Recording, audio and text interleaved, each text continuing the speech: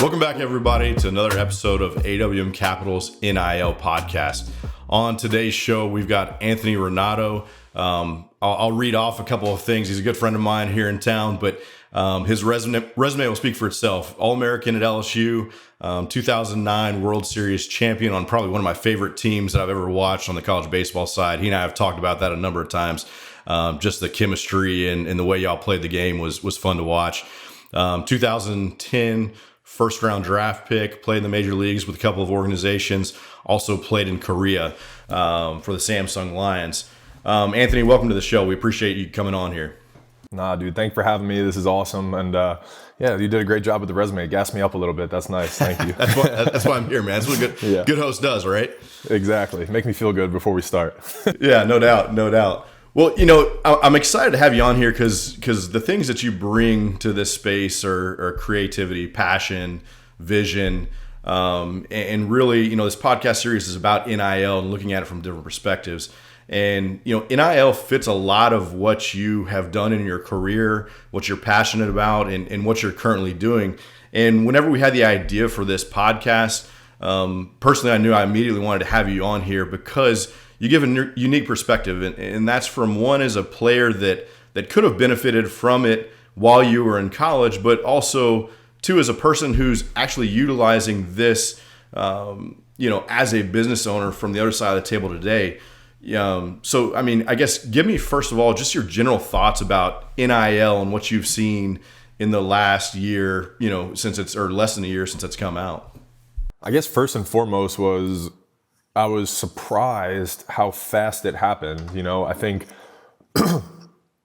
cards and culture, and the reason that I opened up a brick and mortar location kind of always was predicated on the fact that NIL was coming. And I knew that this was going to be a thing. But when I opened my doors on July 1st, I thought I was going to have some time, and I thought it was going to take another year or two, something like that.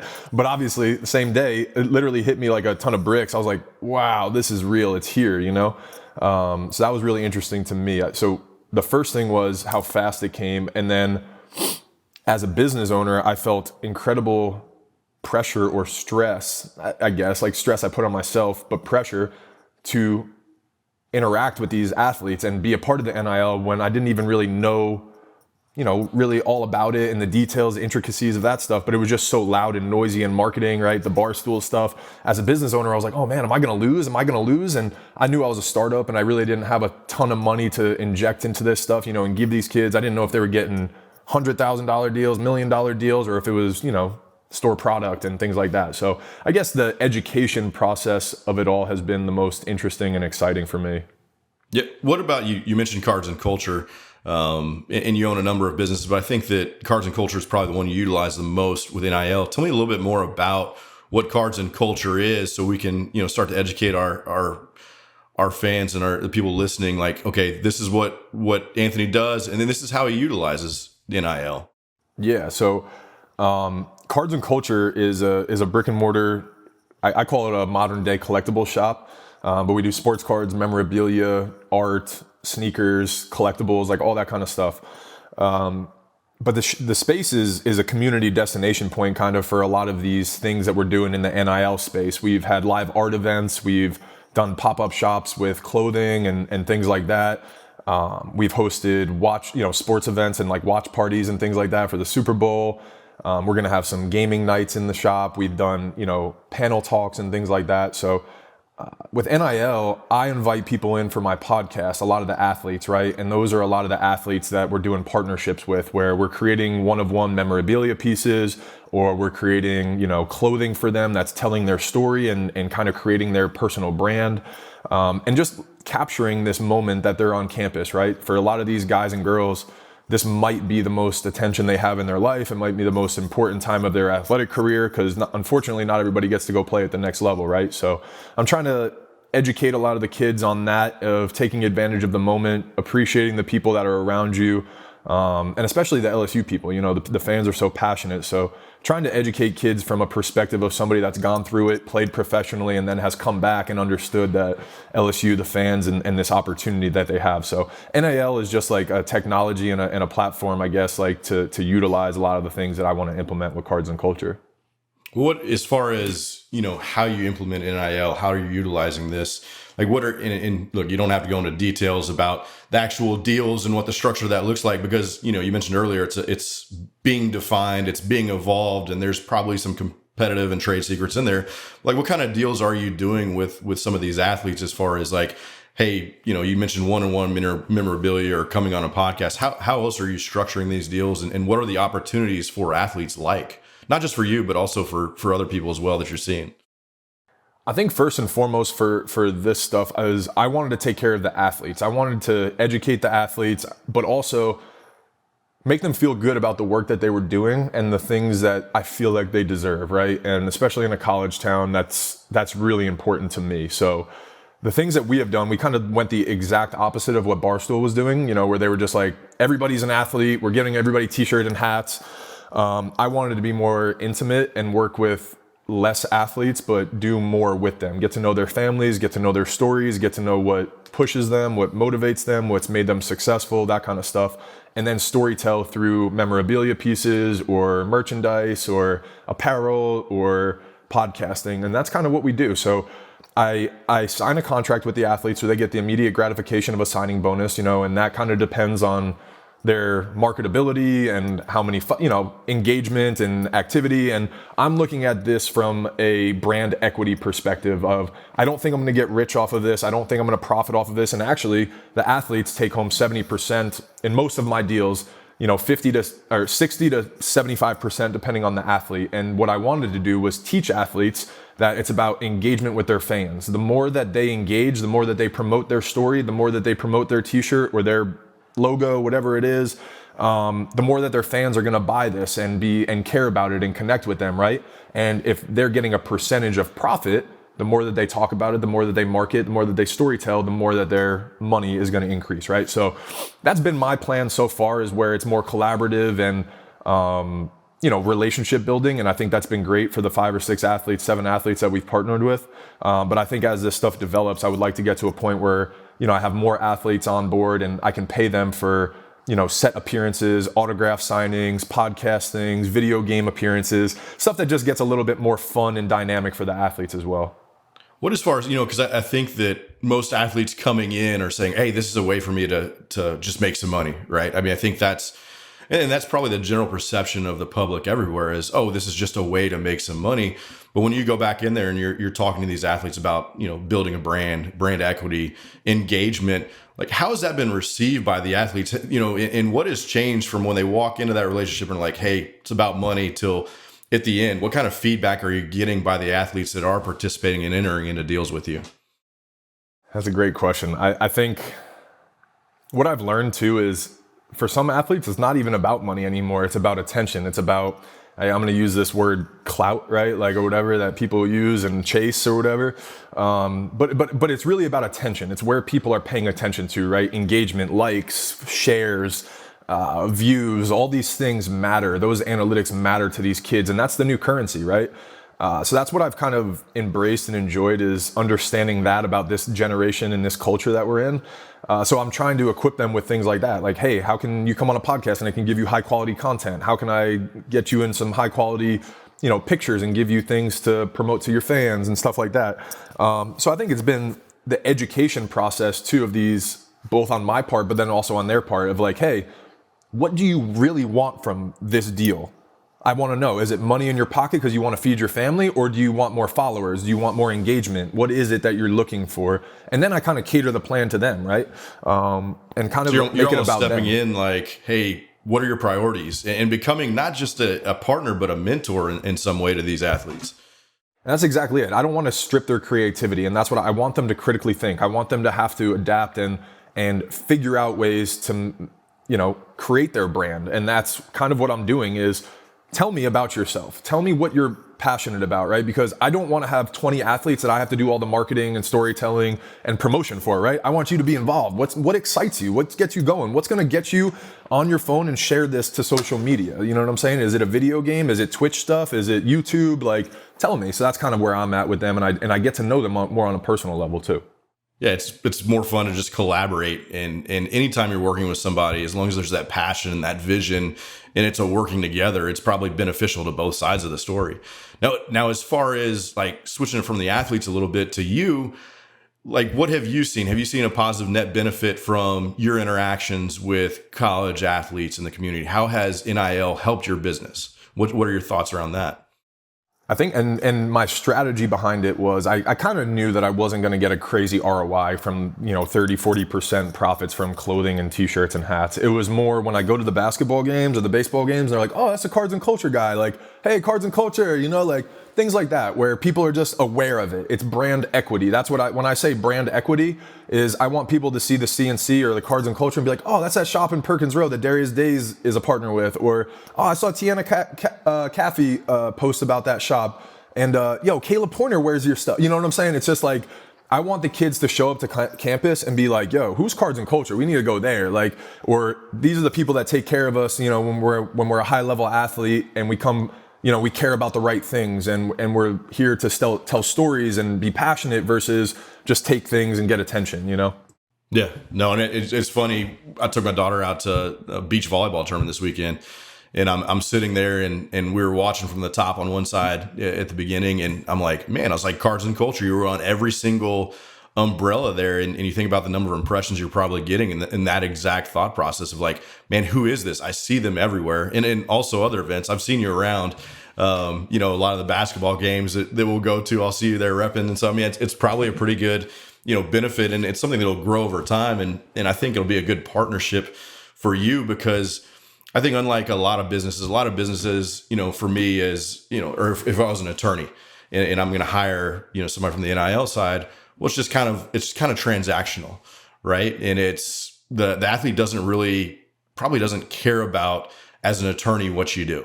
They're just there more for the paycheck. But I think the way you're doing, I mean, your business is basically built around, it's called Cards and Culture, right? So it's built around this space of sports and culture and identity and social media and how things are moving in this world. It's a different animal right now. What about as far as, roadblocks? This is so new, and everybody on that we've had, we talk about how everything's evolving, how things are changing, issues you've seen, whether it's David Fleshman from the legislative side and saying, hey, laws are changing, or the compliance side saying, hey, rules are changing. NCAA is looking at this in a different way.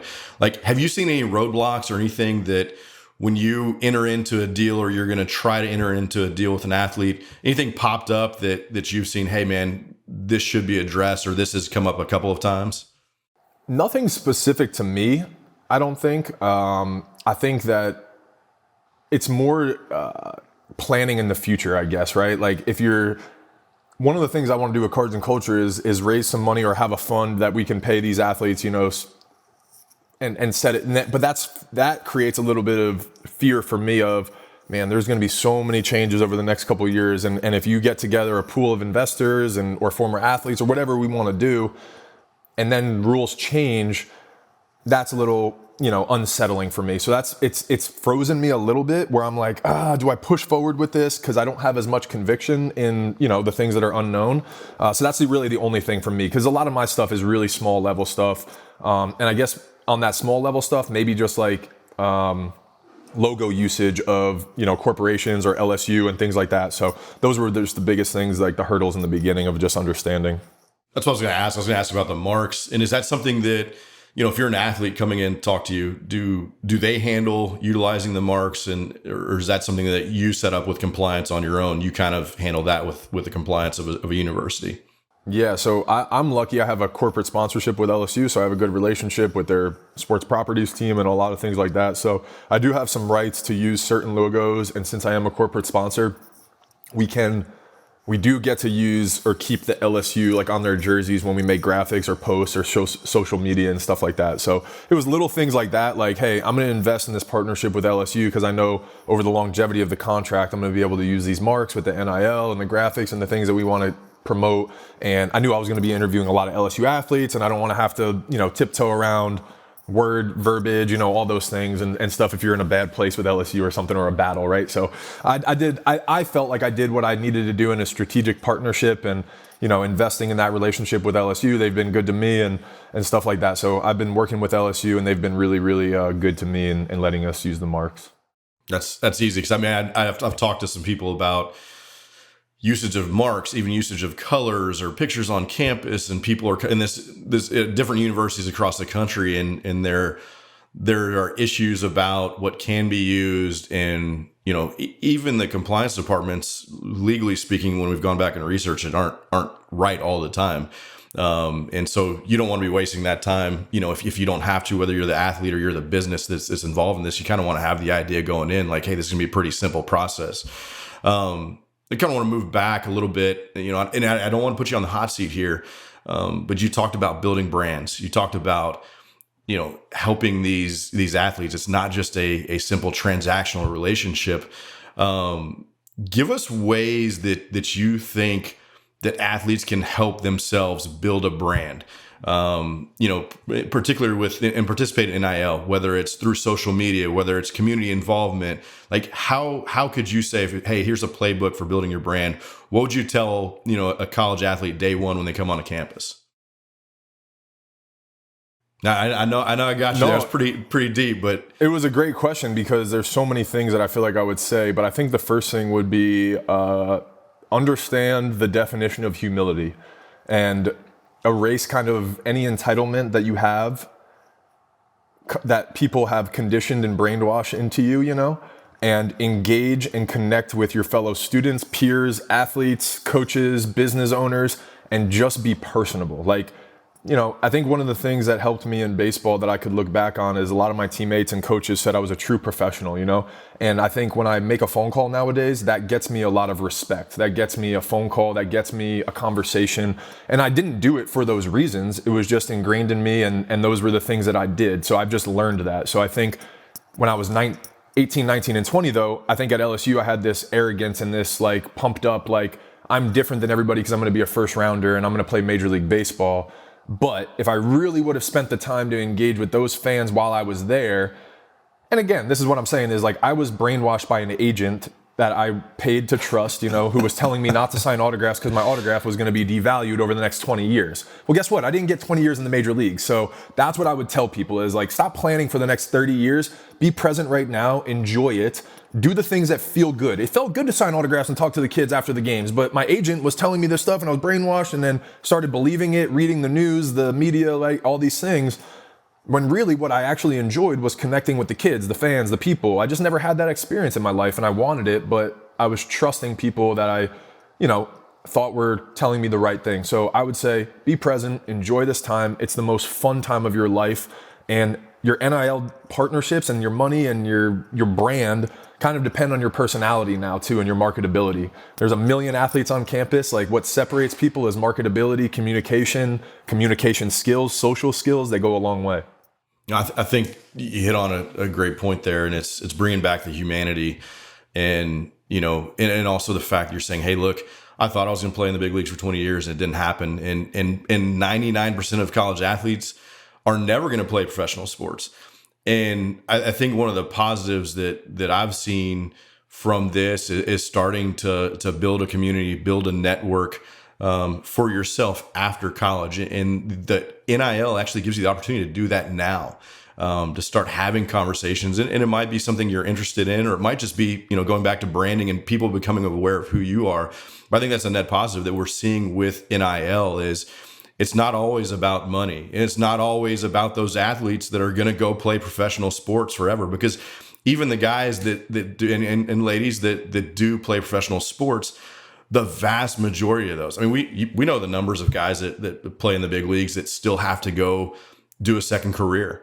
So they're going to have to rely on something. And I think that's a great point of, hey, take a moment, be present, be a human being. Like, what feels right is probably what is right for me in the long run when I want to go back and have to rely on somebody, because it's going to be those people who you made an impact on their lives, whether it was a child or whether it was an adult or a business owner, and you had the opportunity to actually network while you were in college and meet people. Because that's the other thing. I think it's unique there are, Fortune 500 business owners right now that I would love to go have lunch with, and sit down and pick their brain and say, hey, look, I'm interested in what you do. Let's talk about it.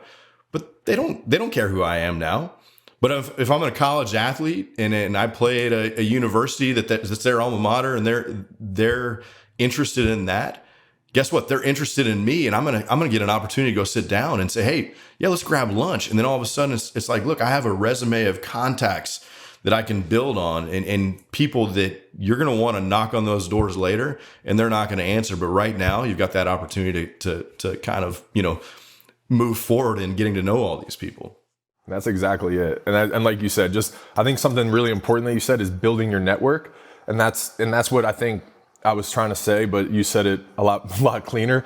Of like, just by doing that's a byproduct, right? You're building your network by doing and connecting with those things, those businesses. And I think the kids nowadays in college have such an advantage if they're open to it, right? Of learning about business from an earlier age. And the same ways that like companies came to me with equity plays when I was in the major leagues, like you could potentially be part of a company that could be a startup or anything, right? Like, and have some equity in it. And that could sustain you for the rest of your life too, and that's now an ability for a college athlete to have.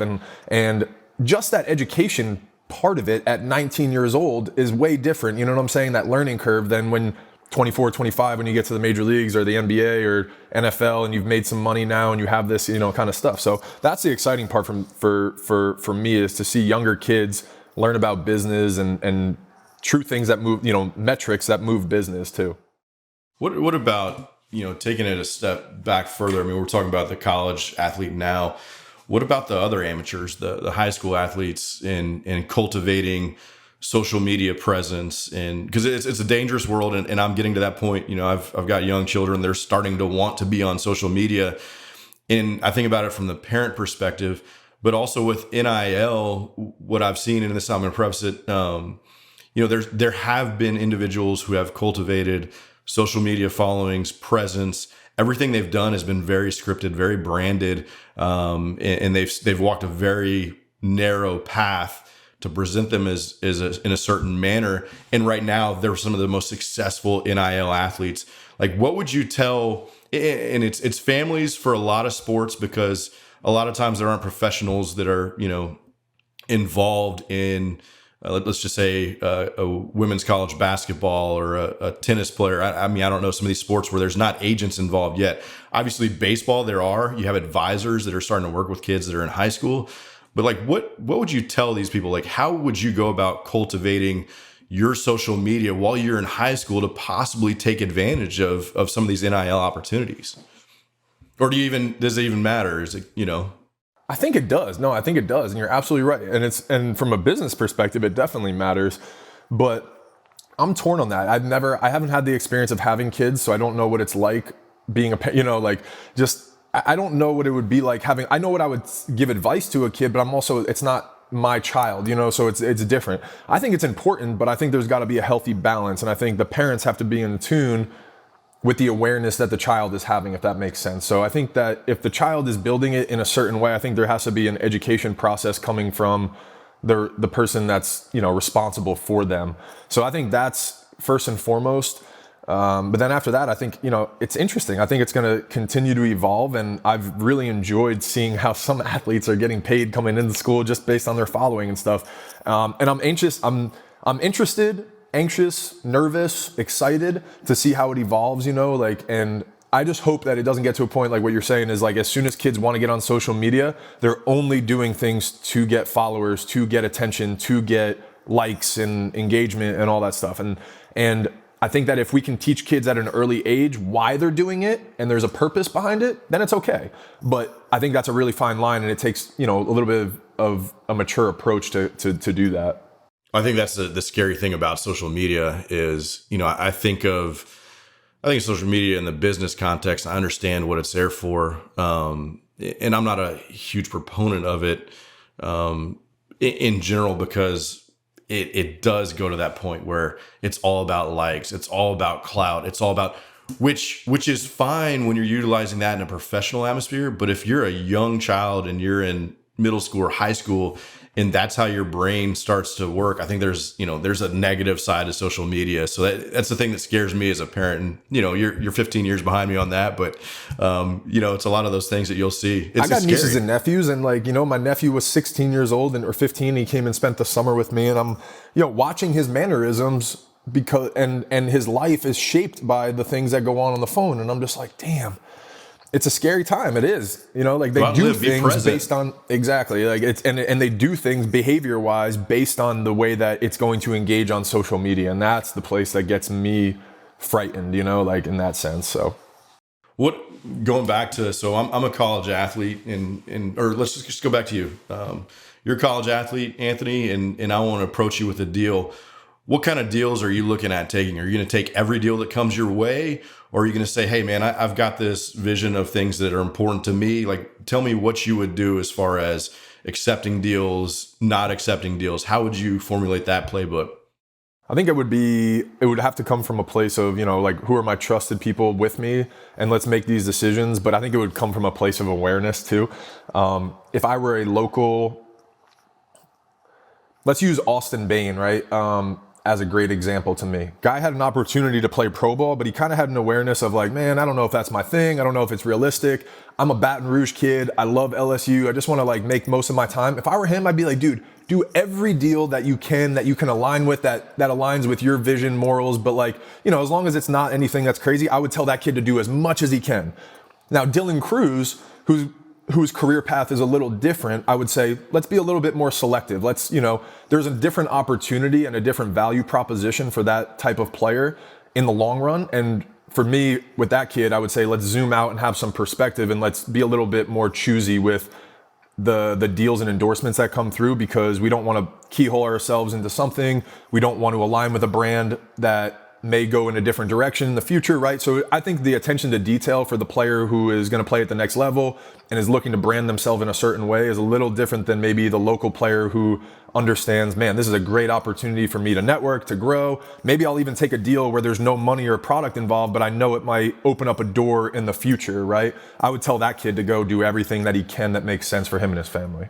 That makes a lot of sense. I mean, the problem for me is, I thought I was going to play in the big leagues, and I would have messed up on that. That's why I said it starts with self-awareness, right? You can't be delusional and be like, I'm the 52nd guy on the football team, and I'm going to play 15 years in the NFL. It's a cool concept. It might get you through your drills and everything, but when it's business, let's have some self-awareness. Let's get some perspective from people outside of your own dome. You know what I'm saying? And be like, where am I at? I had no self-awareness. I had 4 arm surgeries, and I was still like, dude, I'm 24 and I'm a 17th year sophomore. I'm ready to pitch in the big leagues tomorrow. Zero self-awareness. I think all of us had that at some, right? If we all get to that level because of that, at least at some point, right? Yeah, I think it's confidence. Yeah, exactly. And then just drive and desire. I mean, that's still what today as an adult. That drive and desire to succeed is what if I didn't have that in my everyday life, I don't know what I would be doing. I have to have that. It's that competitive nature of being an athlete. And I know the same thing. You and I have had a lot of conversations and talk about just life in general, business in general, and I think that's what keeps people like us going, is that desire to keep going. Well, let me ask you this. What about as far as, and this is a loaded question because there is no right answer, the evolution of NIL? I know we've seen it within the first year, a lot of, there has been a lot of evolution. Where do you think this thing goes? What does this look like in 5 years? What does this look like in 10 years? Is it still a hot topic, or do you think it fades to the back a little bit?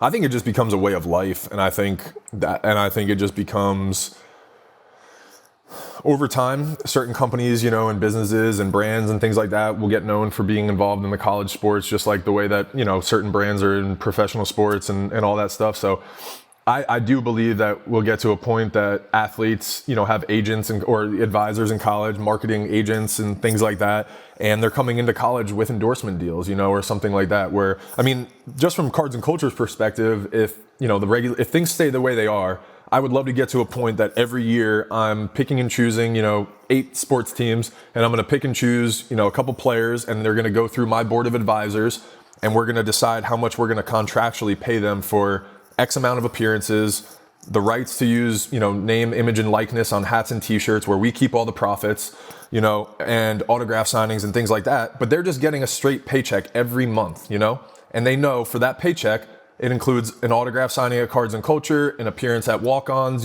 for a podcast with Walk-Ons owner and Anthony Ranaudo, like things like that, where it just involves them in the community. It requires them to do things and they get paid, and it just basically creates like a contractual situation. And I think it's going to evolve into recruiting, and like that's going to affect where kids want to go to school based on how much money they can make in one and done kids for college basketball, or 3 years for a baseball football player, or a kid that's going to be like, man, I'm going to milk this and I'm going to take a red shirt my first year, and I'm going to be there for 5 years, whoever it is. Right.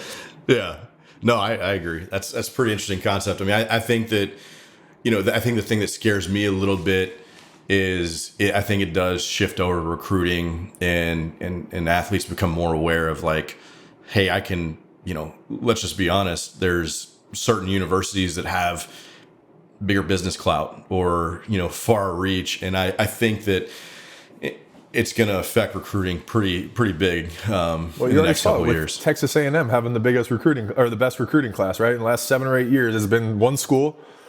And now, I think I have to professionally say no comment. I think that's the that's what I have to say in regard to that. Right. So no comment is my legal response to that. But I'm sure we'll talk about that another day. Yes. Well, Anthony, look, I appreciate you coming on here. This has been great. I think that there's a lot that our listeners can learn. Whether you're the athlete, whether you're a family member, agent, whoever it might be. Do you have any parting shots, any words of wisdom, last nugget that you want to leave with the people that listen to this podcast? Yeah, I think you have a lot of, I think for me, like you said, families and parents, this is a very new experience and time, and there's a lot of information. So I would say ask questions, listen to podcasts, educate yourselves, like build your trusted people and ask questions. Don't be afraid to communicate. This is all really new, and no question is dumb, right? And especially when you're trying to make decisions about your son or daughter's career or help them navigate through this time, like the more questions are better. Like I field a lot of questions from a lot of the athletes' parents that care about, hey, taxes, right? Like how are we doing income taxes? Are you sending me, like all these things? Like there's a ton of things that now go into this whole thing. So ask questions, align yourself with the right people. That's the way where I would say. I feel like I was almost a Boy Scout answer. Be prepared, right? That's their motto. Yeah, so something like that. Well, Anthony, I really appreciate it. And for all of our listeners out there, go take a look at the show notes. Also, we'll have, Anthony's contact information, my contact information at the bottom of the notes. So if there's any questions, anything y'all want to touch on in future series, or if you want to reach out to us directly and just say, hey, you talked about this and I want to touch base, or I want to learn here. Do you know something? Please reach out to us. This podcast series is for y'all. So utilize it, and we're here to help you. So Anthony, once again, we really appreciate it, and we'll look forward to our next episode. Thank you. Yeah, well, thank you. I appreciate you letting me come on. Absolutely, man. We'll see you soon.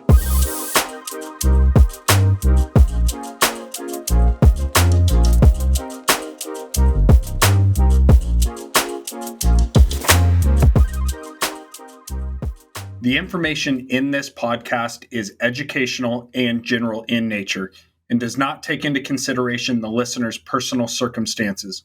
Therefore, it is not intended to be a substitute for specific, individualized financial, legal, or tax advice.